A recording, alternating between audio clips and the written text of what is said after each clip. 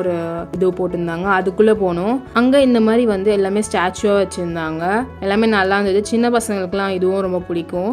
Next நிறைய இந்த மாதிரி போலீஸ் ஸ்டேஷன், அப்புறம் பப்ளிக் ஒர்க்ஸ் டிபார்ட்மெண்ட்னு இருக்குது, அப்புறம் சென்னை மெட்ரோபாலிட்டன் இருந்தது. இந்த மாதிரி நிறைய டிபார்ட்மெண்ட்ஸ்லாம் வச்சு அதோட என்னெல்லாம் அவங்க என்ன பண்ணுறாங்களோ அதெல்லாம் எக்ஸ்பிளைன் பண்ணி வச்சுருந்தாங்க. உள்ள கல்வித்துறைன்னு நிறைய வச்சுருந்தாங்க. நாங்கள் ஒரு சில இதுக்கு தான் போனோம்.